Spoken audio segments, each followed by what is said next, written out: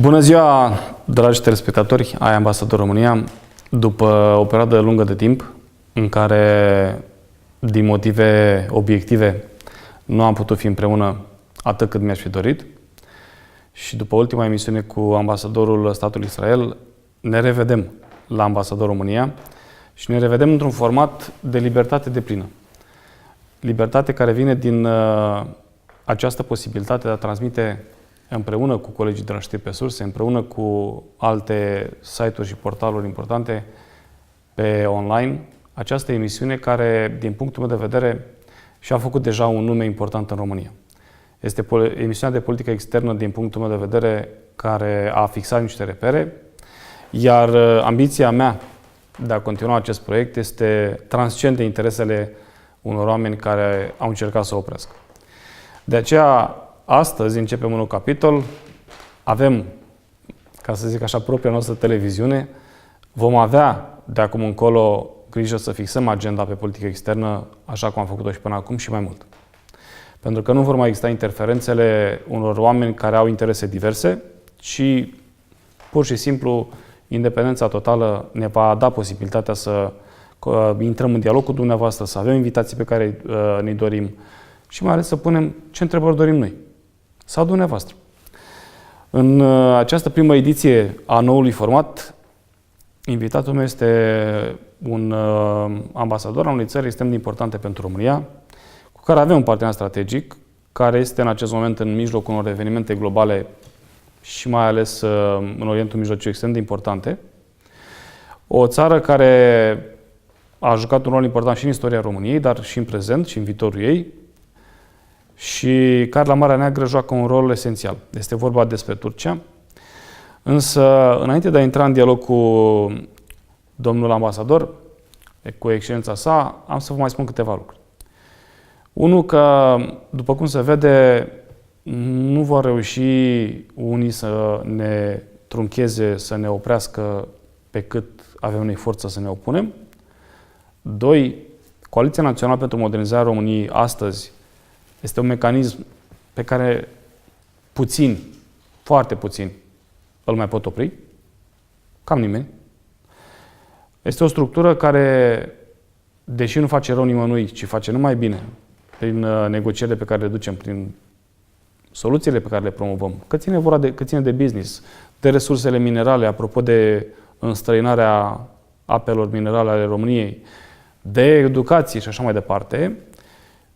Cred că în timp oamenii se vor convinge, mă refer la decidenții politici și nu numai, că nu suntem un factor nociv, dimpotrivă. A pune întrebări, a insista, a da cu pumnul în masă dacă e cazul, sau de a lucra împreună, este o chestiune firească în democrație. E adevărat că trebuie să și înțelegi democrația ca să fii de acord cu ea. Și pentru asta, Dumnezeu cu mila, fiecare decident, fiecare om gândește pentru el.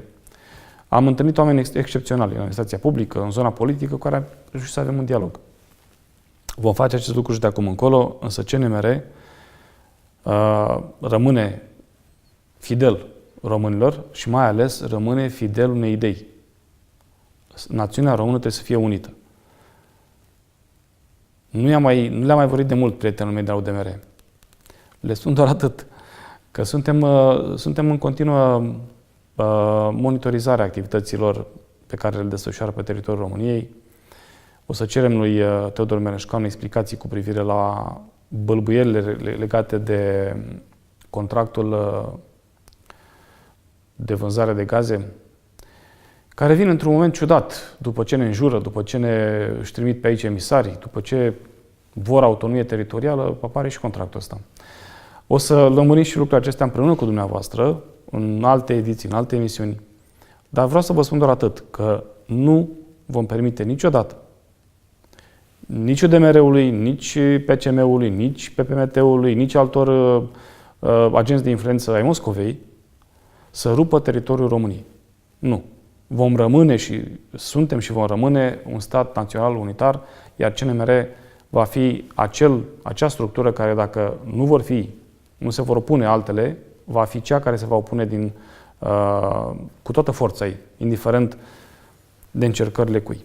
Dar haideți să nu elungesc vorba, am să intru în dialog cu domnul ambasador De ce? Pentru că emisiunea aceasta este, în primul rând, dedicată politicii externe și Turcia este, în acest moment, un stat care are un partener strategic cu România, este un stat care are o politică externă destul de agresivă în momentul de față și cred că o discuție onestă, directă, dar onestă, împreună cu excelența sa, va lămuri foarte multe dintre lucrurile spuse parțial sau chiar intoxicări, indiferent că sunt favorabile sau defavorabile Turciei și evenimentelor de acolo.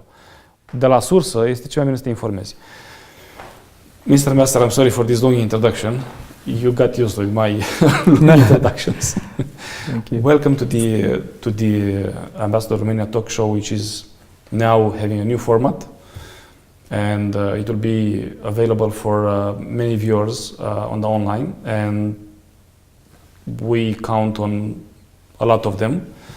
And I'm sure that this new format will be, let's say, will be the future of this kind of talk shows. Let me start by thanking and asking you a direct question, because I'm sure that the diplomacy between us after several talk shows doesn't make too much sense. Mr. Ambassador, why is now Turkey having military operations in Syria? And I'm of course referring here to the Olive operation. And what is the truth from your side? Of course, many people saying many things, but I want to know your opinion about why are you there, and if your operations in Syria are targeting the Kurdish community. First of all, thank you so much for hosting me in your first program, and I wish you success. Thank you. I should first underline that Turkey is not targeting the Kurdish community in Syria. This is an unfounded allegation. Turkey has no issues with the Kurds per se. As a matter of fact, we have millions of Turkish citizens of Kurdish origin in Turkey. They are the rightful owners of our country, together with other people of different ethnic origins. We have no issues, for example, with the Kurdish regional government of Iraq. We have been continuing quite amenable and close ties with the KRG for many years. And again, as a matter of fact, during Assad regime, when the Kurds of Syria were being pressured and even persecuted by the Syria regime, it was Turkey who was pressuring Assad then to enlarge the space of the rights of the Kurds then. During those years, the Kurds of Syria were even denied from the right of having an identity paper. They didn't have even passports. And we were then pushing Assad to correct these mistakes against its own population. Therefore, this operation is not against the Kurds, but it's against a terror group in the name of PYD, which is the Syrian offshoot of the PKK. Some people say that PYD and PKK are not the same things, but there are hundreds of evidence that they are the same. They have the same cadres. They are both governed by the PKK leadership in Kandil Mountains in northern Iraq. They are revering an ideology of convicted leader of the PKK, Abdullah Öcalan, who is serving life imprisonment in Turkey. They go after a Marxist-Leninist utopian ideology of creating a kind of strange structure or state for their own future. And when you look to various documents of NATO, of the US itself, you will see that they are the same institution, they are the same terrorist group itself. Even the latest fact book of CIA of 2018, which is recently updated, and it is still there. You can Google it and see it yourself. When you click on the terrorist organizations in Syria, you will see quite clearly that it says PYD is the Syrian offshoot of the PKK, and it's a terrorist an official group. document of CIA. On an official document of the CIA, which is open to public actually. Yes. Again, U.S. Agency for Counterterrorism, in all its documents until 2014, it was the PYD was labeled as a Syrian offshoot of the PKK. Remember a couple of months ago when Raqqa was liberated from ISIS, Daesh, these PYD elements celebrated it with large Öcalan posters over there. Wherever you go in this part of northern Syria, which is controlled by PYD, you will see huge posters of Öcalan, all their documents providing indoctrination of this outdated Marxist ideology of the Kurdish population. The PKK-PYD does not represent Kurds in Syria. There are many Kurdish even groups. though they say they do, because they are the They say party they say they do, them. but when you look to the reports of international independent organizations like Human Rights Watch, like Amnesty International, they are very well documentation of human rights violations of the PYD against other Kurds of different ideologies or different affiliations. It includes raising of villages, using child soldiers, closing down all opposition elements, torturing people, putting people in prison. And all these are documented by international organizations? By Amnesty International, Human Rights Watch, and other institutions. Atlantic Council has a special report on this as well. And the reality that in Turkey, among the refugees in Turkey, Syrian refugees in Turkey, that we have 400,000 Syrian refugees of Kurdish origin who fled from the violence, not only of the Assad regime, the brutal regime, but also from the violence of the PYD, of this lopsided Marxist-Leninist outdated ideology. So therefore, the Operation Olive Branch of Turkey, which is actually done by Free Syrian Army elements of Syria, which is the moderate opposition in Syria, is targeting the PKK-PYD terrorist element. We are not talking something which is on the air, we are talking something concrete. Only in the past year, there have been more than 700 attacks towards PYD-controlled regions in northern Syria to Turkish cities and border posts. There were harassment fires that were shot. And in these attacks, we lost civilians. We also lost soldiers. So we cannot wait and see the formation of a PYD statelet under our nose, on our next door, and then we do nothing.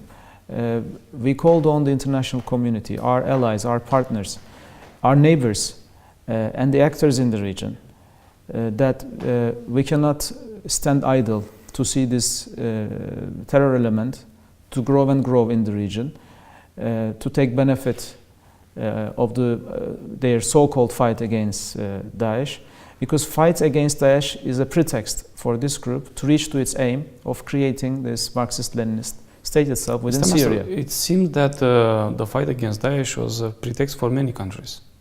That's indeed right. Because Daesh was invoked by almost all the countries in the region and in the world, but when it was about who's financing or supporting, nobody was recognizing.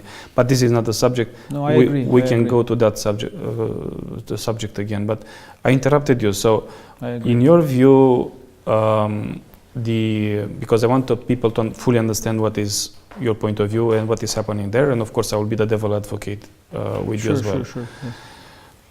In this moment, you have on your territory 400,000, let's say, Kurdish origin. Yes. Refugees. Yes. Citizens, refugees. Okay, which came from Syria. From Syria because of the regime of Assad or for different reasons. Okay. Now, the accusations, or let's say the allegations against Turkey, is that you are now you started a war against not against these citizens, but those which are in your neighborhood, trying to form a state in the north of Iraq, and your presence in Syria would target actually them and would, let's say, make a massacre. How much is true and how much is not in this? Sure. Remember, this is not the first time that Turkey had an operation in Syria. Sure. Last year, we concluded another operation to clear again a land of 2,000 square kilometers next to Turkish border again. Then it was against Daesh elements, ISIS elements. And this operation, which again we did with Free Syrian Army elements, it lasted 7 months. Normally, as an army like the Turkish one, it would have been quite easy to clear this relatively smaller area in a shorter period, because we have the air power, first of all. They don't have any air power.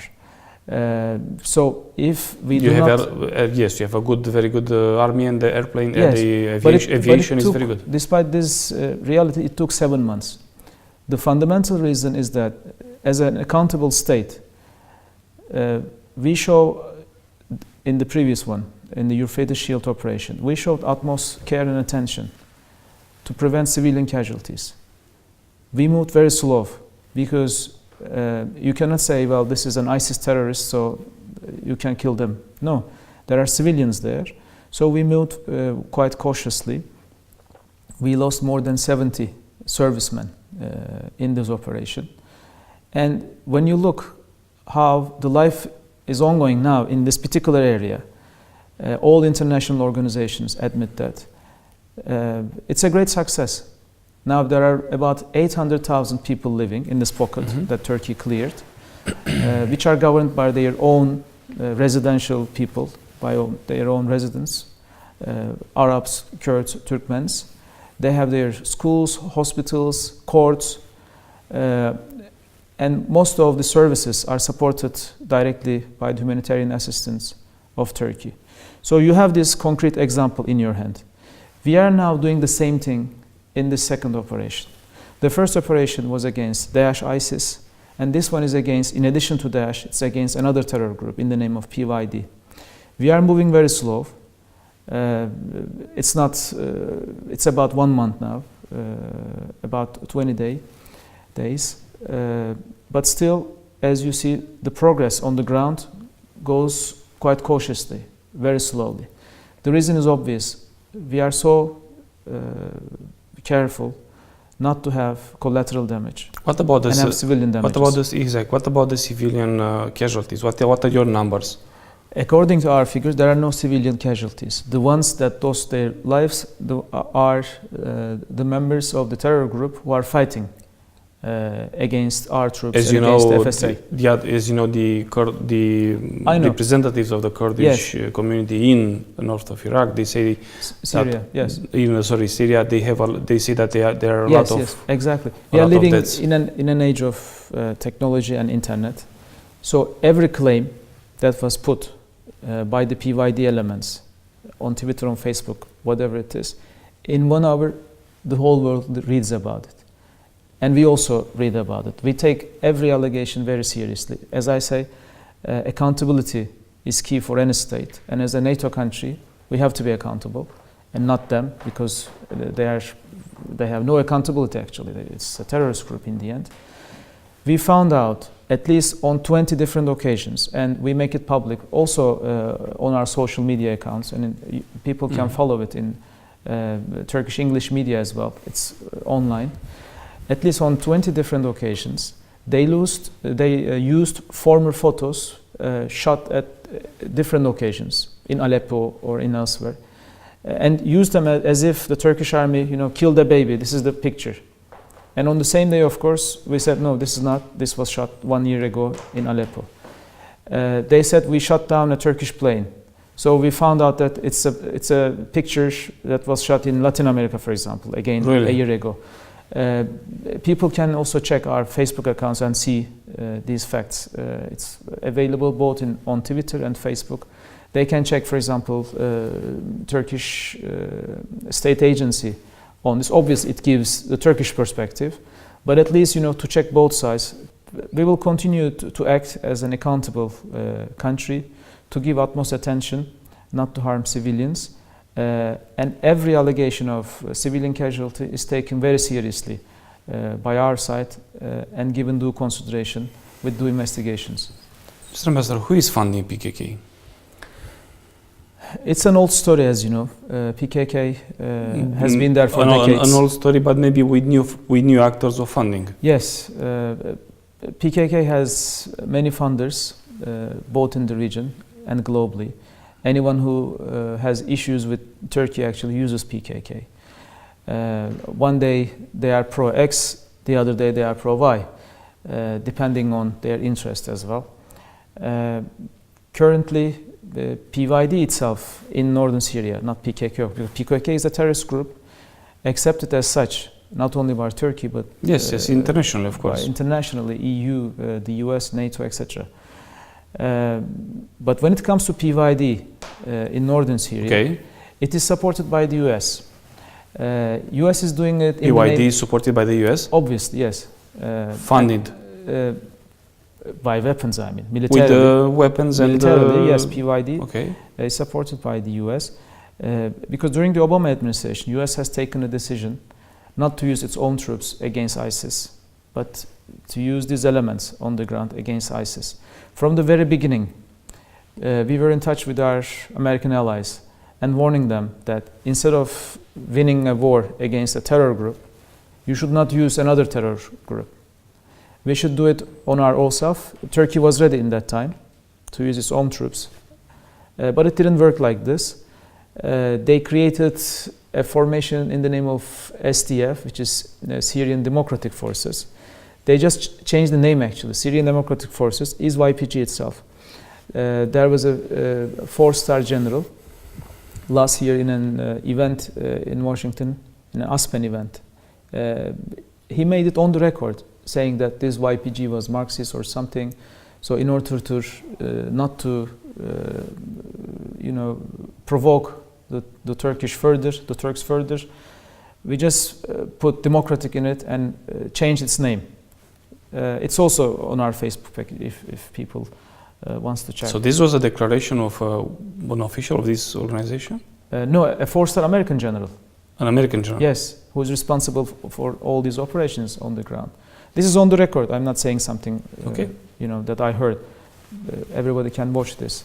Who is behind? PYD, I understand, United States.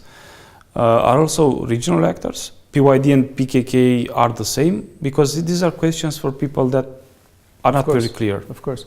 So if there's a terror group that wants to create an independent state within your country, there are many actors, as you know, supporting them. So the operation center of the PKK is in northern Iraq, is in Kandil Mountains. Yes. Abdullah Öcalan, the convicted leader who is now serving imprisonment term in Turkey, he stayed in many countries in the world, notably in Damascus. He lived there for long years. And it was until Turkey made almost a semi-declaration of war to Syria.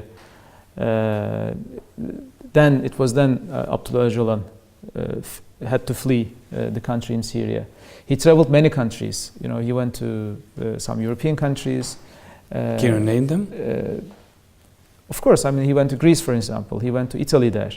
Then he fled to Kenya in the end. And in Kenya, finally, we captured him. There are even some countries still that do not recognize PKK, not PYD, as a terrorist group. For example, Russia.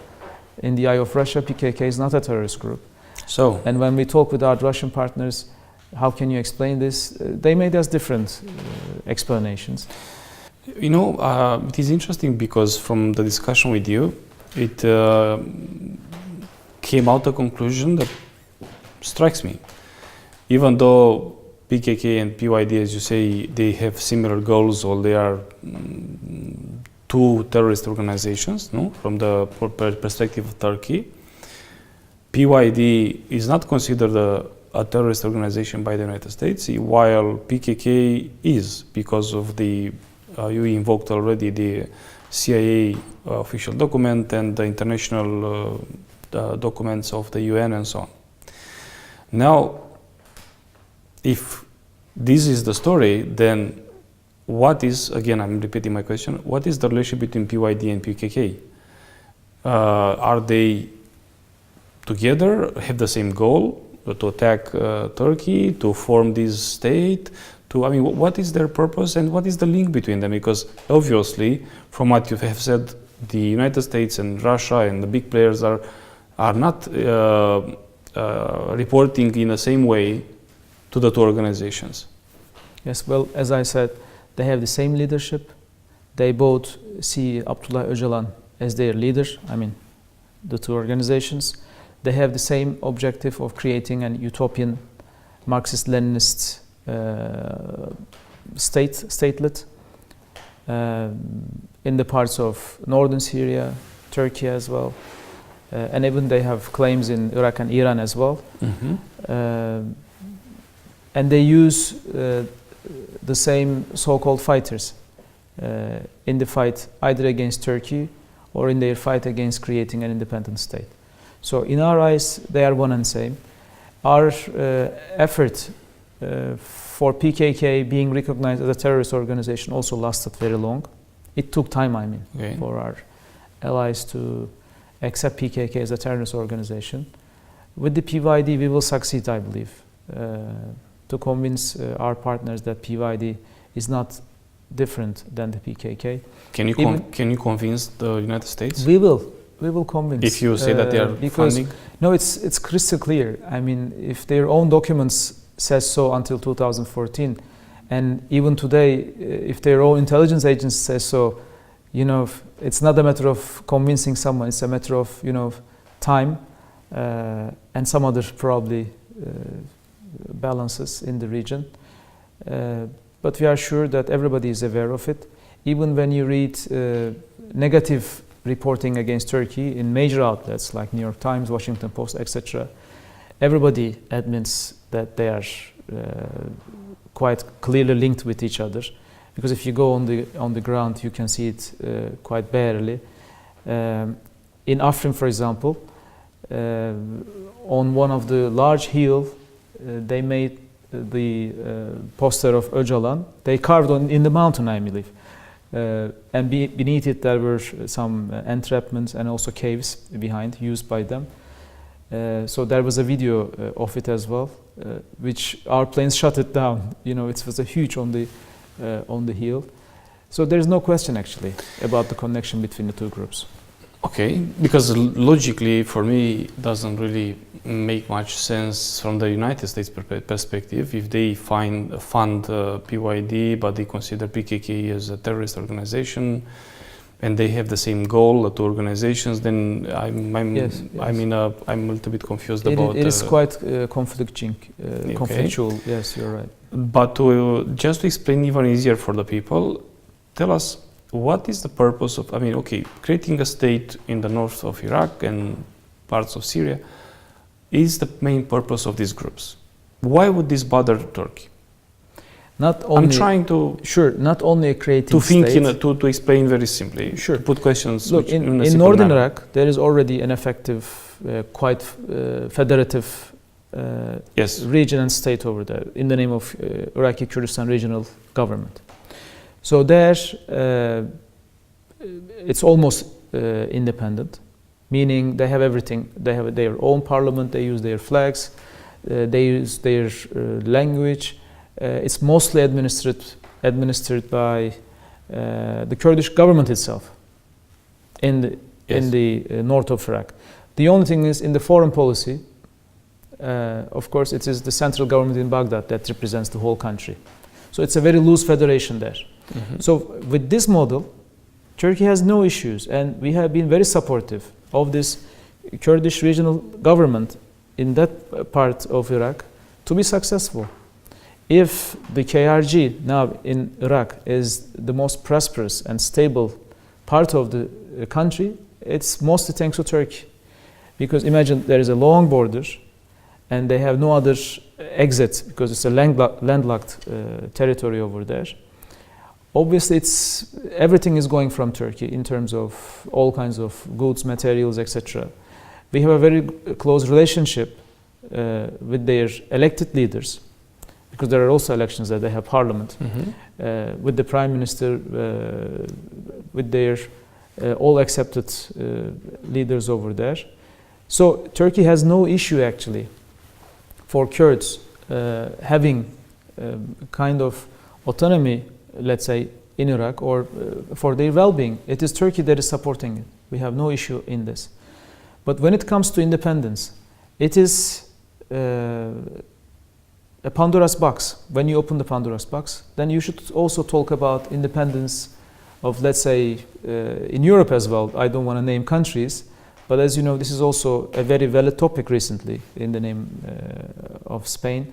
Recently, everybody discussed about it. So when we talk about the Spanish conflict recently, all the EU countries partnered with the unity, territorial integrity, sovereignty of Spain itself, which is understandable, because when you open the box now, you cannot put the genie back.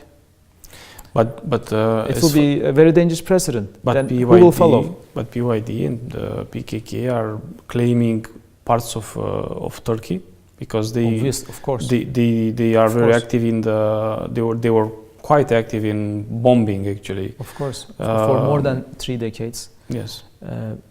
PKK was waging a literal terror campaign inside Turkey. And this is an indiscriminate terror campaign. They are targeting civilians as well. Remember what happened in 2016 in Ankara and Istanbul. In Istanbul, at a very famous derby match, yes. Before the match, they killed people with a live bomb. The same was done in Ankara as well. So PKK is a very notorious terror group, which is very well known by international actors. And their ultimate aim is to create an independent state within Turkey. Who will allow such a thing? Who will allow in the world such a thing? You are in the end a democracy. They have their right to elect their members. They can get Kurdish language education. There is the state TV who is broadcasting 24 hours in Kurdish language. There is no whatsoever pressure on their not using their own mother tongue. And then there is a little group which is not supported by the whole Kurds, but a very tiny group of Kurds maybe in Turkey, claiming that they want an independent state. How many are members of the PYD and B? We have. Do you have a figure, or? In northern Syria, people are talking about tens of thousands, like about 40,000 of people. But for a country such as Turkey, one of the biggest countries in the region, this shouldn't count so much. No, when it's a terror group, even 100 people counts for any country. Mr. Ambassador, let me ask you something else. Turkey is quite active, let's say, in the region, and I want to ask you if this attitude of these groups, even if we speak about PKK, which is better known for our viewers, or the PYD, which is less known, in both cases, can we speak, or can you explain to us if they are more active now because of your, let's say, I would say aggressive attitude, aggressive foreign policy in the region? Because Turkey was the country to host a meeting of the 57, if I remember correctly, Islamic countries regarding Jerusalem. You also had very strong points in the relation with the United States, and we can also go to that subject as well, to Russia and so on. So for me, I don't believe in flowers going on the battlefield. I believe that there are always inches. And true. I'm not your advocate or to others. I'm just trying for people to know the truth. Who is actually wanting, from your perspective, to use this guy? Okay, I understood the PYD, United States, but who else is interested? Like PKK, for example, you mentioned that it's recognized by Russia. How far? It's not recognized. Sorry? It's not recognized as a terror group. It's not recognized as a terrorist group, yes, correctly. It's recognized as a, I don't know, patriotic, I don't know, whatever they say. But my question is now, do we have now a battle through others? I mean, between the big powers?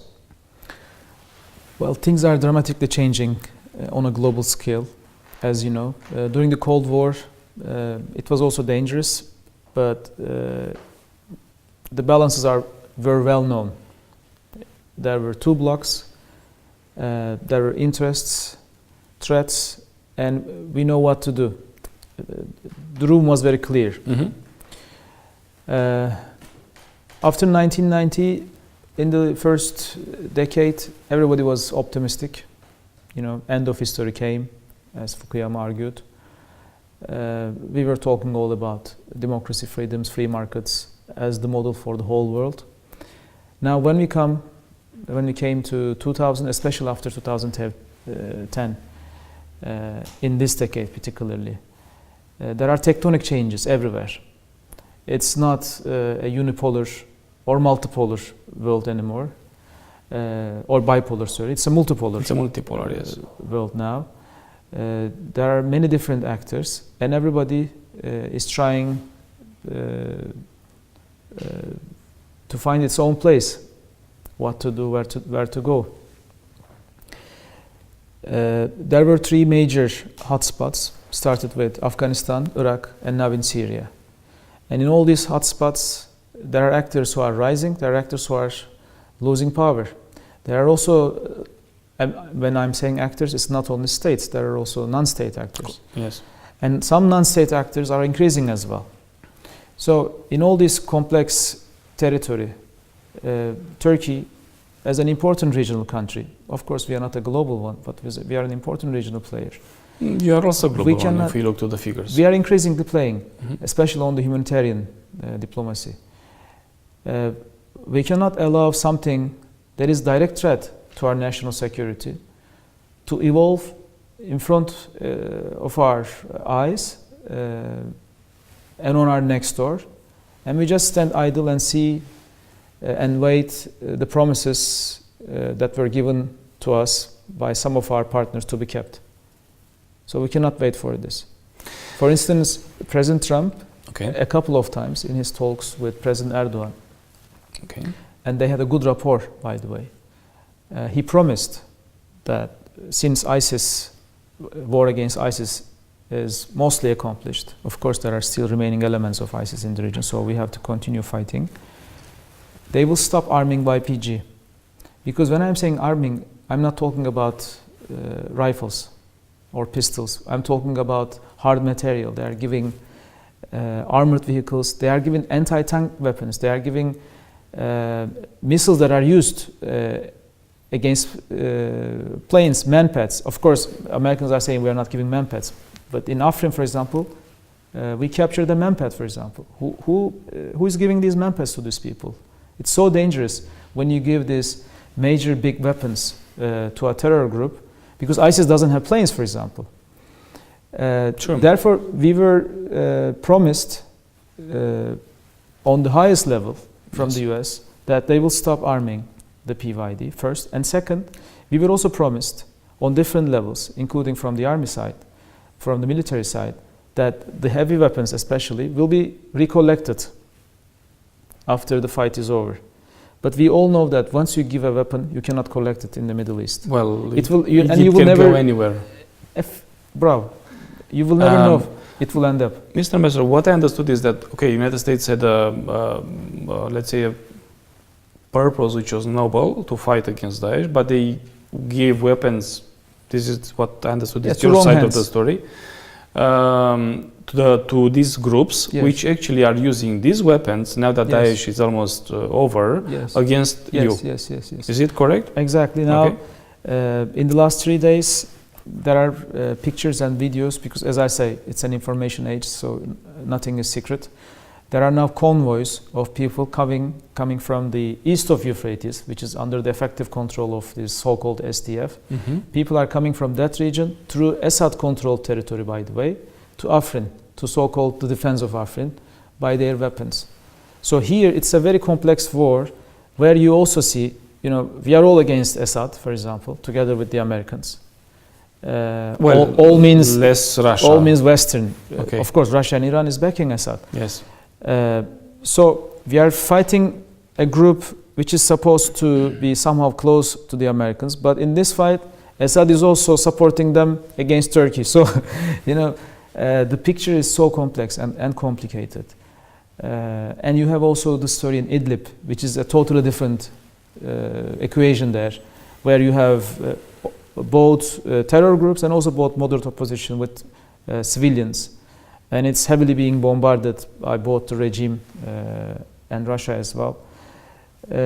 So the picture is complicated. It's not that this is black, this is white, this particular country is against Turkey, this is supporting. There is no such thing. There are balances.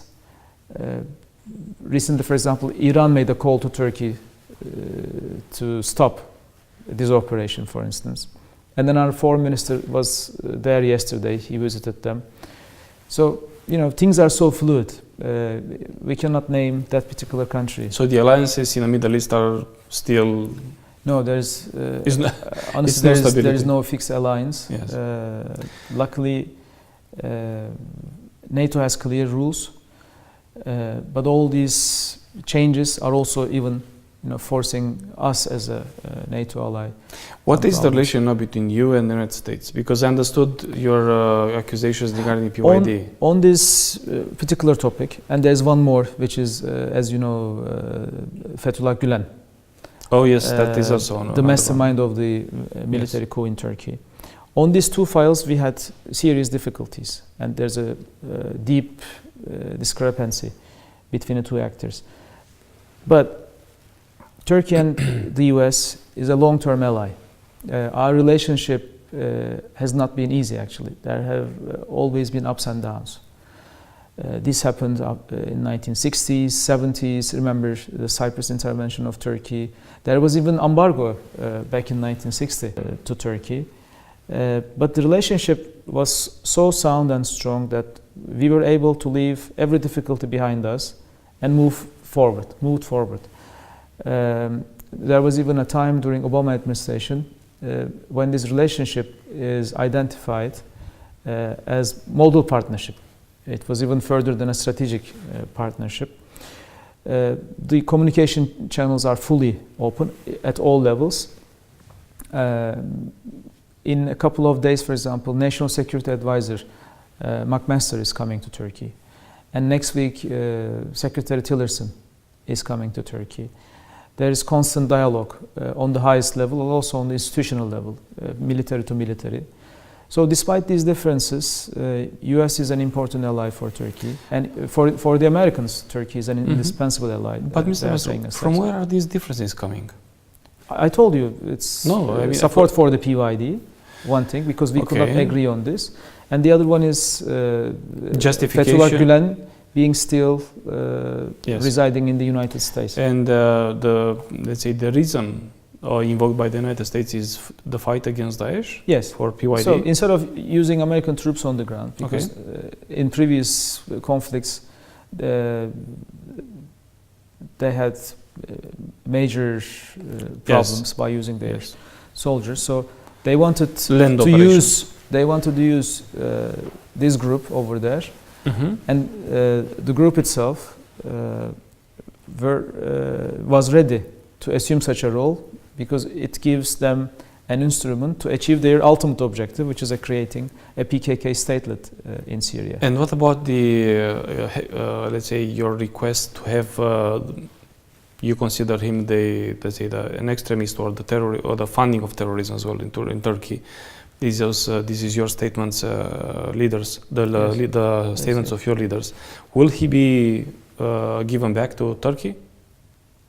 You mean Fethullah Gülen? Yes, Gülen. On that front, we have expectations from the US. I mean, what is the status? Of course, US government. We officially ask for his extradition. We send documents to the United States. Our justice ministries are in talk, but honestly, little has been done by the US authorities until now. There are many clear evidences that he is the mastermind of the coup, but we are still waiting. I'm asking you because I remember the US administration, when you made first time your claim to have Gülen back and let's say sent by United States to Turkey, their first statement was, we received no proofs. Of course, this was happening almost a year ago. In the initial days, yes. Yes, in the initial phase. Yes. What is the situation now? Did you send the proofs? I mean, Yes. can we discuss about it? We already completed this process. Okay. We sent boxes of evidence actually, and these were sent from Justice Ministry to Justice Ministry. So it's a legal extradition process. We send it, including, for example, there are many examples, but one concrete example. There were 2 civilians, among others, captured in the morning of the coup in Akıncılar Air Base. Akıncılar Air Base was the headquarters of the coup plotters. Yes, the plotters. So in the morning, imagine that there are 2 civilians there as well, together with the pacists, the other soldiers. And when you ask these 2 people, what are you doing here? They say, well, I came here to visit. In the morning, let's say at 4 or 5, I'm talking. I came here to visit a friend or looking for a land in the region because it's an air base. So these 2 people were proved to be in the United States visiting Fethullah Gülen's house in Pennsylvania 2 days ago. 2 days in advance. 2 days in advance, before the coup. And if you ask how it is proven, there were video shootings in Istanbul airport that these 2 guys traveled together to the United States. And when they entered the United States, the U.S. immigration officer, he wanted to question them. He said, why do you want to enter the U.S. to these guys? And one of the guys said, well, I'm going to Pennsylvania to see Fethullah Gülen. And this whole story is given in writing to Turkey by the US authorities. Because we ask explanation saying that, well, we learned that this guy exited Turkey to the United States 2 days before the coup, and he came 2 days before the coup. So do you have any information on this? In writing, officially, we said, well, this guy at the border said to the immigration officer that he is here visiting there. So there are many evidences. We know that it takes time, but... And who protected Mr. Gülen? Well, if he is freely living in the United States, I think it's obvious. So that's why we expect our partners to be more forthcoming and serious on this. If Hillary Clinton was becoming the president, would they be more difficult? I don't know. I'm just asking. I don't know. I mean, this group because they have connections with everybody. So it was a rumor that he funded the campaign. Yes. They had connections with many people. They are funding many different actors. So okay, Mr. Ambassador, I appreciate your attitude. I will ask the other questions as well.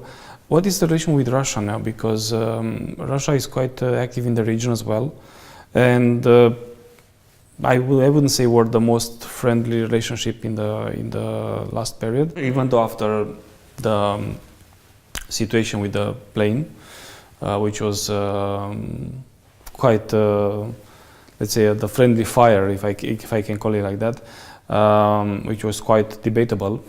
The relation between you and Russia was more, let's say, closer. But what is the situation now? Because I can see that Russia wants to be more involved in the Middle East, to have more influence, where United States is withdrawing more to Saudi Arabia, to several countries in the region, actually. They denounced already the president, not the Congress, but the president denounced already the accord with Iran, which was created by his predecessor, by Obama, and they created this agreement with Saudi Arabia for $400 billion for oil, and sending military equipments and so on. So, what is actually the role of Russia now? I will actually to argue my point of view. I will tell you that the ambassador of Israel mentioned in this talk show, in the last talk show we had, actually, she was the invitee. She mentioned the interests of Russia and the influence of Russia in the region, and the fact that they are now very aggressive, and let's say the relation between, well, this is known, between Russia, Assad and so on, But it seems that also with Iran and other countries, not necessarily to target you, but in general, that they want to be very, very present in the region. What is the relation between the Russian Federation? Russia is a very important actor, an important player. This is true for bilateral relationship with Turkey, but this is also true on a regional context, as you draw the picture, and also on global issues. Bilaterally, there are issues that are so vital for two countries. For instance, the issue of energy, where Turkey is overly dependent on Russia, especially on natural gas. On economy as well, Russia is one of our main trading partners. Tourism being, an important area. On other fronts as well, but we have issues that we do not agree on, like, for example, Ukraine, like illegal annexation of Crimea. Like in Syria, for example, we have serious difficulties from the very beginning. Because you are opposing Assad. Of course. And unfortunately, because of differences, in Syria we had this unfortunate incident back in the end of bombing 2015. The plane. However, because of the importance of the relationship, we were able to normalize our relationship. Still, there are some issues that are not addressed, but talks are going on. But Russia is such an important player that you cannot ignore in the region. And the process that was started on Syria, for example, despite the fact that we are not on the same camp, that we started together with Iran in Astana, they yielded some results. And Russia proved to be more keeping its promises on the ground. At least we were able to create de-escalation zones. Yes, there are violations, and we are very much concerned about it in Syria. But at least, there is a process ongoing over there. Of course, we are a NATO member, and NATO also have difficulties with Russia itself, and NATO, as you know, adopted a policy of dual track, dialogue and deterrence. So as a NATO ally, we also follow that process as well. So on one side, on issues of common interest, like energy, economy, issues related to Syria where we can agree, of course we have very good relationship and we try to move forward on these fronts to get benefits. But when there are issues of like Crimea, Ukraine, issues of Assad, etc., then we made our position clear and we work with our allies. So, Mr. Ambassador, I will ask you a question which is not from an expert of, which is not coming from an expert in military, let's say, weapons. But you are a NATO member. You are the second, let's say, largest and most powerful army in NATO. And at the same time, you have a NATO base on your territory, which was a subject of different discussions, and I'm not going to that, this is not the point. But at the same time, you bought from Russia S-300 rockets. And here, if I would be the devil's advocate, I would say that some experts in military strategies, they say that you have to decide. Either you fight with NATO, let's say, equipment, or you fight with Russia's equipment. That these two cannot go together. What is your response to that? First of all, we don't have a missile defense system in Turkey, so we badly and urgently need it because of the threat emanating from Syria. This is for clear. And we ask our partners' help within NATO to cover this deficiency. And then Germans, Americans, Spanish and Italians sent Patriot batteries and some T batteries to Turkey. At the height of the conflict, Germans and Americans, for budgetary concerns, for other reasons, they withdrew their batteries. Then we said, okay, there is a clear The Patriot, you mean? Patriots, yes. Yeah, okay. The German Patriots batteries and Americans were withdrawn back in 2015. So we said, there is a clear security deficiency here, and there were promises given to Turkey within the alliance that there will be reassurance measures. Then we start talk with the Americans, with the French, and with the Russians about having our own. And also we started another parallel track to produce our own national capability.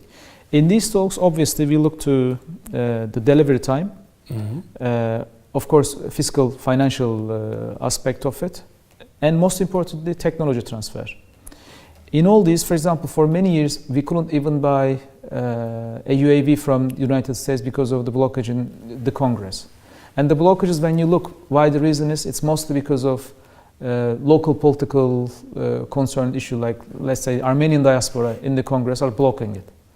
I am your NATO ally, I'm fighting against the most notorious terror group here, and then you're blocking me for local political considerations in the Congress. Then all these talks with 3 different actors turned out to be the Russian proposal was the best one. And then it's an over-the-counter solution as well, and also for technology transfer. But in the meantime, with the French and Italian, we signed a separate deal for the long-term purchase and production of a national anti-missile system of Turkey.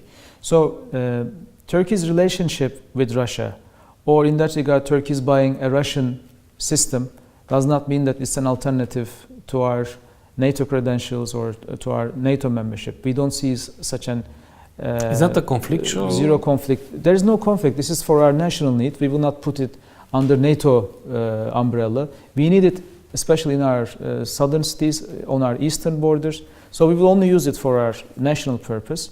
But for our long-term solution, as we also declared in our president's visit to France recently, that we will do it with the French and Italians. It was a question I had to ask because it was a big debate. Yes, many it. people question it. Yes. As a matter of fact, Turkey changing course and turning its face to east is not a new thing. I mean, it has been coming up lately in late 2000s, 2010s. So we are used to it, but Turkey is not changing course. Mr. Master, will provoke because I'll invoc again Mrs. Tamar Samash, the ambassador of Israel, which in our talk show, I asked why she thinks Turkey was the host of the, let's say, summit, if I can call it like that, of the Islamic State states that met for discussing the Jerusalem issue, moving the embassies or not, as the decision of the United States was taken. And I will actually quote from Ms. Ambassador, which was quite blunt, and she said, I don't know why, but I believe that Turkey wants to become the leader of the Islamic world.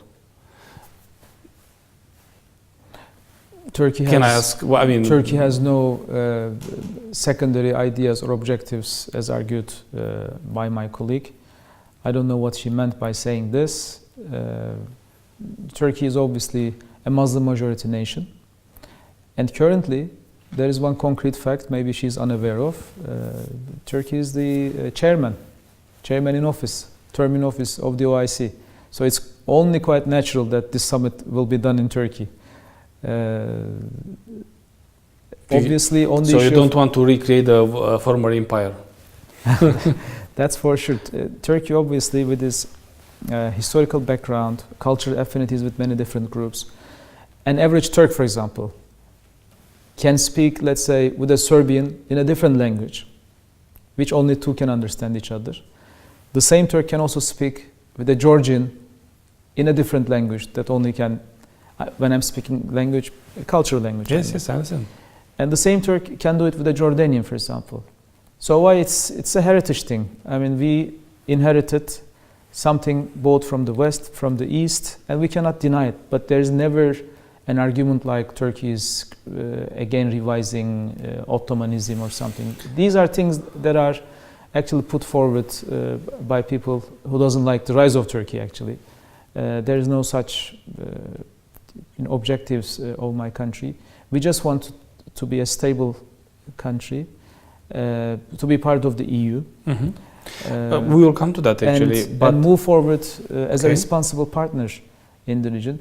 For example, in the Balkans, when you read some reports, stories, or even read statements of some people, important people, you say, well, EU should be more present in the Western Balkans because otherwise Russia, China, and Turkey will come here. But, it's indeed sad and funny in the meantime to see that some people see Turkey as a threat to the EU, despite the fact that when you Google online and look at Foreign Ministry webpage and click on the Balkans, Turkey's main objective in the Balkans is their Euro-Atlantic integration from the very beginning. Despite the fact that Turkey is not an EU member, Turkey is the foremost country that is calling for membership of, let's say, Bosnia, let's say Macedonia, you are in this process, to NATO, to the EU. It's the same for Moldova, for example. Yes. So how can I, as Turkey, how can we be a rival partner to NATO or Europe in the region? These are images, I guess, because sometimes images... to NATO you can't because you are part of it. But of course. But what I want to tell you, Mr. Ambassador, is that this is a personal opinion. I consider that yes, you should be more active at the Black Sea because it's obviously that Russia it's putting all the military equipments in Crimea, and you don't invest so much without a purpose. And honestly, I could see Turkey as an alternative for the safety and security of the Black Sea if you would be even more active in the relation with Romania, for example. But we will go also to that. Let me challenge you with another question, which was, let's say, interesting for me. Another fact or declaration of Ambassador of Israel. She also mentioned that Iran is funding all these let's say, terrorist organizations in the region, and I will not refer now to those which are against by acting or in their view are terrorist organizations that are acting against the state of Israel. She also mentioned PKK. Do you have the proofs or evidence that Iran is funding these groups that are attacking Turkey? It's not appropriate, to specifically link these things to a particular actor in the region. But as I say, this is a very useful instrument, PKK itself. So whoever wants to play at a certain time for a specific purpose, they are ready to be abused. They are used to it. But why are they doing this? They are just mercenaries? Because I don't understand. They claim to find... they just want to create, break up Turkey and independent their own Kurdish state in the territory of Turkey. And since Turkey will never allow, any Turk will never allow such a thing, they need partners. So whoever extends a hand to them, they accept it. Okay, let me go to another subject, which is very important for Romania actually now. For Romania and for the Europeans. You are accused, and I have to be again the devil's advocate, you're accused by using the refugees card against the EU and negotiating by blackmail, if I can use this very hard term, but this is a journalist term, blackmailing Europe through this crisis of refugees. And I want to ask you, what is the reality? Because we don't have so many now anymore. The wave that was in 2 years ago, it's not so much anymore. But what is to be expected, and how is your country now playing or managing, not playing, but managing this crisis? And is it true that, or what is true from this card played by Turkey releasing or stopping refugees just to challenge Europe? Unfortunately, we have a serious perception problem. It's much worse than Romania, honestly, because I love Romania, that's why I'm saying as a friend. It's much worse than this. The caricature is so much different than the reality. Just imagine in the last 2-3 years, Turkey was about to bring back the death penalty, for example. Turkey was about to cancel EU membership. Turkey was about to leave the Council of Europe and European Court of Human Rights. Turkey is a dictatorship. You know, everybody that you see on the opposition side of the papers, you were using, you know, dictator tendencies moving up in Turkey. Turkey was about to leave the partnership with the US. All these things were said, and in the end, as your question, Turkey is using the refugee card as a trump. It's about to leave all these borders to open, and refugees, millions of refugees will go into Europe, and there will be a huge influx. And what is the reality? What is the end result? So what do we see this refugee crisis, this refugee deal that we did with Europe in 2016? Do we see it end, or do we see it continue as we speak today? It continues. It goes on. It's continuing, but it goes on very well. Yeah. Obviously, we make statements but the EU to express our concerns. But the EU is paying for the. No, it's not like this. It's not like this. The EU just promised us to pay 3 plus 3 billion. And this 3 plus 3 billion is not going to the Turkish government, by the way. It's going to the NGOs and directly goes to the Syrian refugees for that particular purpose only. Otherwise, they cannot fund it. Ourselves. But are managed by your state. No, we do not manage them. It's going from third parties. Directly? From third parties, from, let's say, Red Crescent, from NGOs. Mm-hmm. We ask from the EU to give it to the Turkish state, and with their full supervision, it would have been much quicker, but they refuse for this. Second of all, we spend more this is very important what you are mentioning. It is important. Yeah. No, it's not coming to Turkey's budget. Because the general impression, I know the general impression in the media in Romania, but also in the European Union, because I'm reading it yes. a lot. We pay for it. Yeah, exactly. That EU made a financial agreement with Turkey directly, and you, in a way, made an understanding to get money in exchange of. This was only one article of the deal that we made. We already spent 30 billion, 30 I'm talking about. It's a huge number. And the number is 3.4 million of refugees in Turkey. Now it's 3.4 million. It's increasing every day. It was 2 million. Exactly. And the number, because every day newcomers are coming from Idlib, from other region.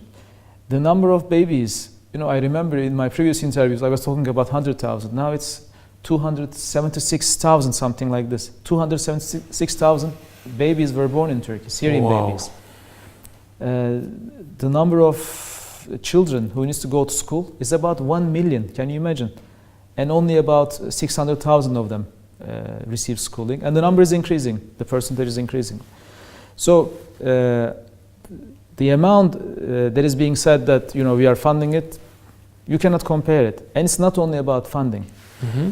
There were other things that we made this deal. The success of this deal actually survived Europe, saved Europe from crumbling. Imagine in 2015, people were even questioning the future of Schengen. Schengen is one of the main pillars of the EU. And people were talking about scrapping Schengen. And who saved this? This deal saved this. So this shows how Turkey and EU are so important for each other. If I would be again the devil's advocate, sure. I would say that who provoked the crisis initially? We did not provoke anything. No, we were using the same care to prevent people. But when we signed the deal, we gave a message to all these smugglers and all these people saying that whoever goes to the other side undocumented, they will be sent back. So when they see that there's a deal and they will be sent back, they stop doing it. So because they don't earn anything anymore. Of course, because if they go to the island, they will be taken back by Turkey. So by showing this resolute attitude. Why didn't you do this from the beginning? Because there was no deal between us and the EU. Okay. Why shall I take anyone, you know, without a deal? And in this package, it's not only about the funding, but there are two more important things. One is visa liberalization of Turkey, provided that we made all the 72 preconditions that. Which I find totally normal, like the personal opinion. Yes, we worked on it. And as a matter of fact, yesterday we finalized the roadmap and submitted it to the Commission, by the way. And the second one was resettlement. So every refugee we take back, undocumented one, from Greece, we will send a documented one to Europe. So this package was a deal. And also they added that the relationship between the EU and Turkey will also be revitalized. Because before, as you know, Turkey was being invited to summits. We were partners in many important foreign policy decisions. But lately, you know, it was a dormant. And still it is dormant, and we try to revitalize it now. So the deal itself is not functioning in all its aspects. That's why when we are saying the EU should honor its commitments, we were mentioning this, but people read this, well, Turkey is threatening again by using the refugee card to the EU. We are a responsible state. Even if there is no deal, we will continue to provide these assistances to these people in need, because they flee from the war. We provide them, as you know, all health expenses are covered by the Turkish state. There are more than 30 million treatments, because they are all documented, of Syrian refugees applied to the hospitals. 30 million, can you imagine? So we will continue, obviously, even if there is no deal. Okay, but I understand it is... And to protect our borders as well. But I understand it is, and it's continuing with the EU. It continues, yes. But Mr. Ambassador, in this case, I will be more direct. So we don't expect a new wave soon. You don't think Normally, so? yes, there's... Romania should not expect, or EU no should not expect a new wave of refugees. For Romania, last summer, we witnessed a little bit of movement in the Black Sea. There, the very good partnership between our countries and institutions stepped in, because this deal is nothing to do, you know, it's about a bilateral. It's a bilateral thing. So our Coast Guard, our police and gendarmerie, they work very close, both on the territory of Turkey, also at the sea.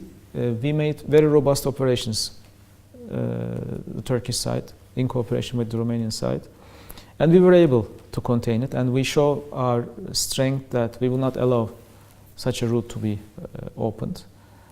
And you don't think it worked well? We didn't have too many other cases anymore, so you think it will stop? We didn't have more cases. The winter came. The sea is difficult, as you know.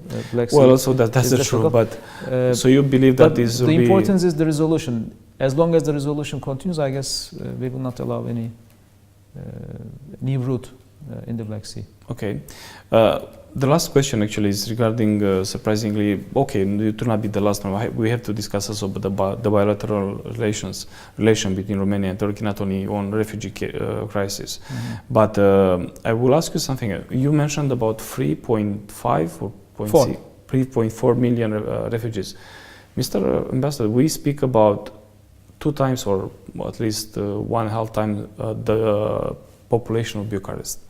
Yes. What is the real? What are bigger than many European countries? Well, population-wise. Yes, that's true.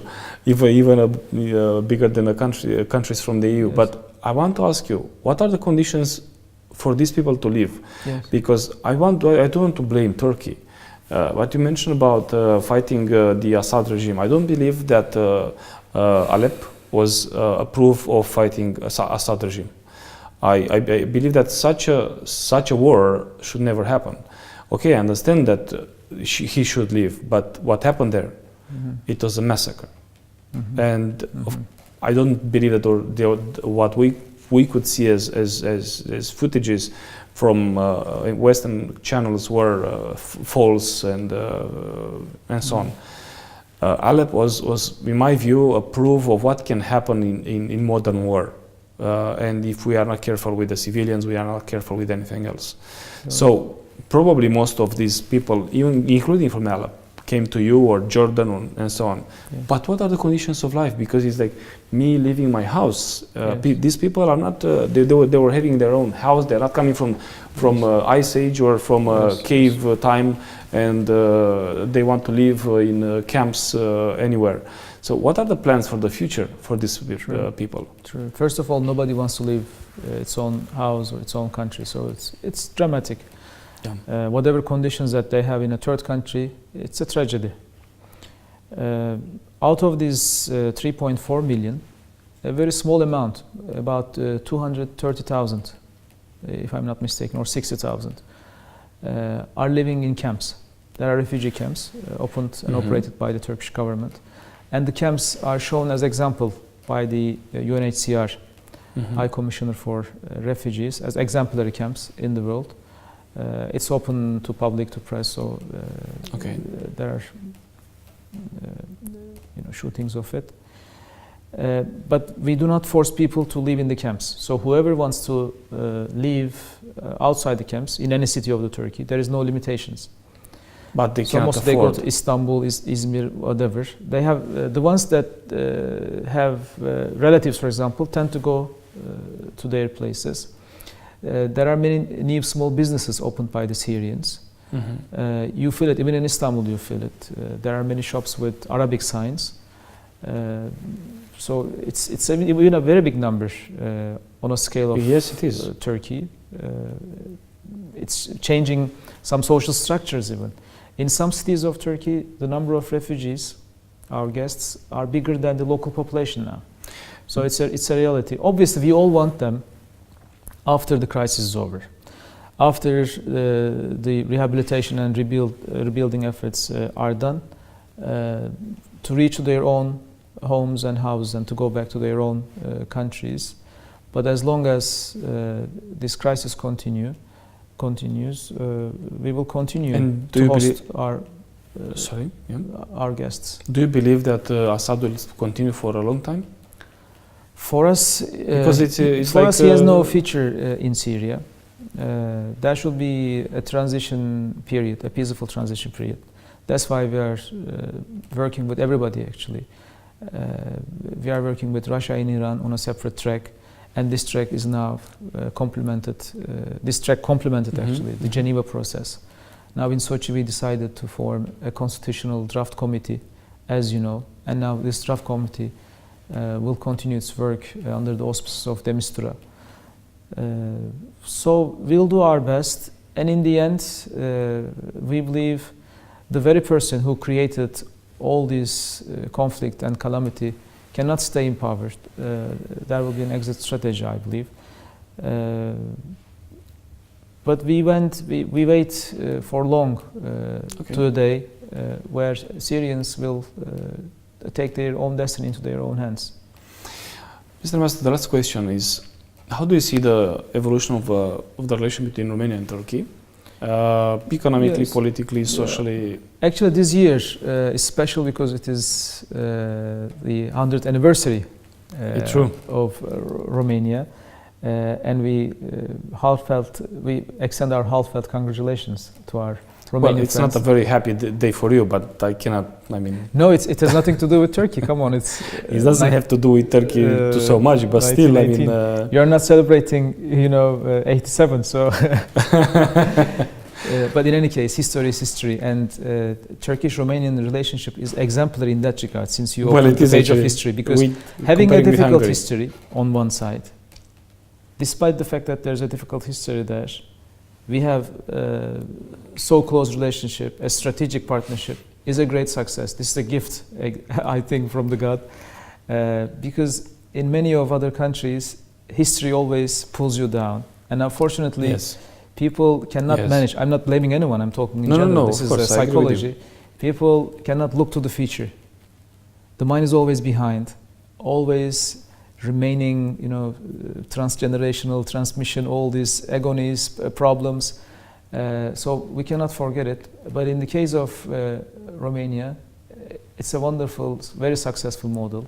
Which is exemplified with our minority here as well. Imagine, the Turkish they are very well integrated. Is very well integrated. True. And we are proud of it. They are a very strong bond between our two countries.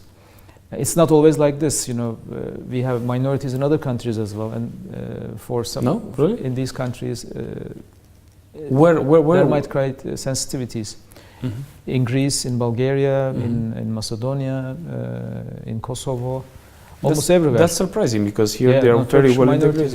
Everywhere. No, I don't mean that everywhere there are problems. But no, but here Romania is exemplary. Yes, it is. Even though we had an independence war, and I'm happy we managed to get our independence. I'm sorry, course. I have to. No, I mean every country has its right, and we hail our partners' centenary. Now I'm joking already. Century. But it's not this 100 years that I will mention, it's the 140 years of relationship that we are having. Yes. So we establish our diplomatic relationship, and imagine Turkey is in one of the 3 countries that recognized Romania. Yeah, that's true. In its initial days. So this even shows how our history was different actually. Yes. The relationship is sound and strong. Turkey had various difficulties recently, as you know, inside and outside. On our external borders, we had a failed state. We had a very difficult state in the name of Iraq, which was about to have an internal conflict. With almost all our neighbors, there was a major issue, internationally or regionally. And inside ourselves, we had a very dramatic, bloody coup attempt by Fethullah terrorist organization. And inside also, we are waging a war against terror, against at least 4 different notorious terrorist organizations.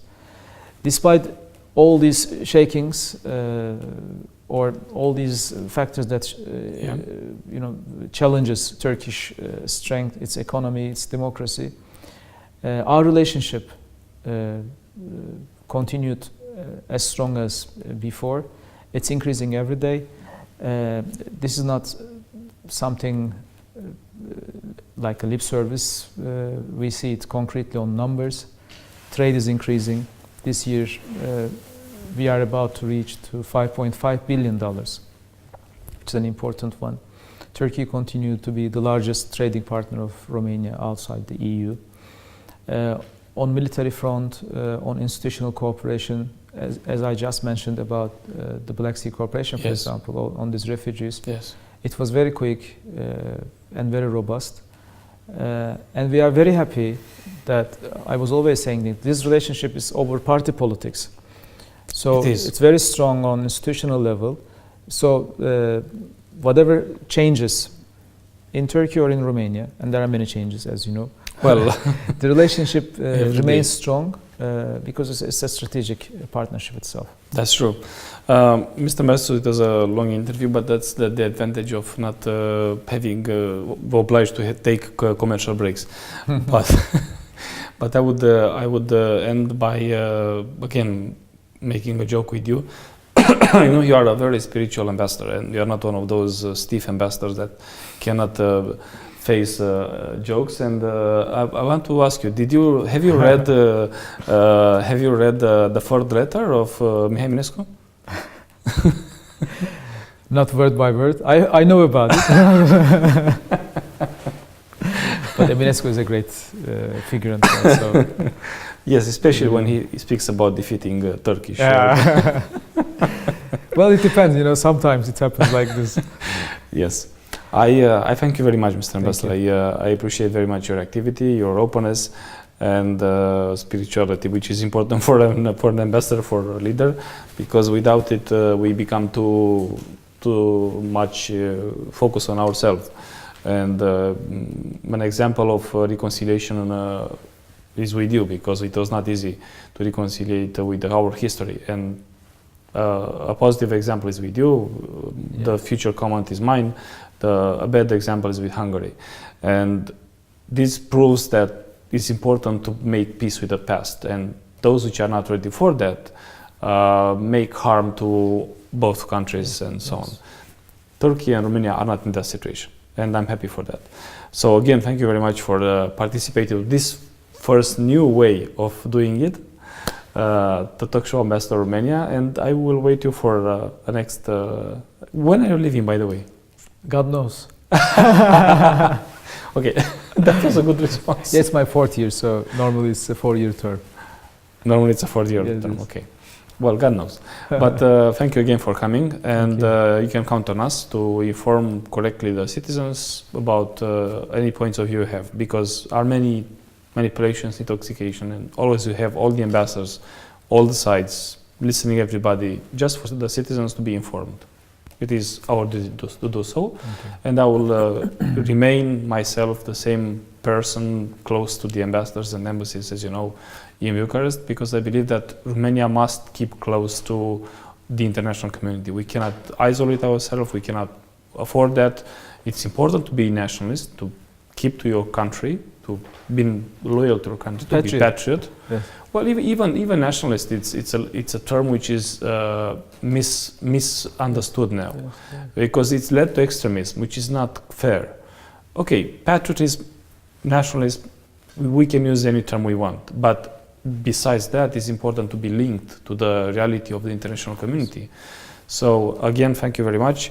I will also thank to my viewers. Vă mulțumesc că ați fost alături de noi la prima ediție Ambasador România în acest nou format. Vor fi și alte emisiuni care vor fi create în acest fel și cred că viitorul pentru cei care vor să citească, să privească, să se informeze este mai degrabă acesta decât cel de plimbat printre canale de televiziune și rămas cu frânturi de informație.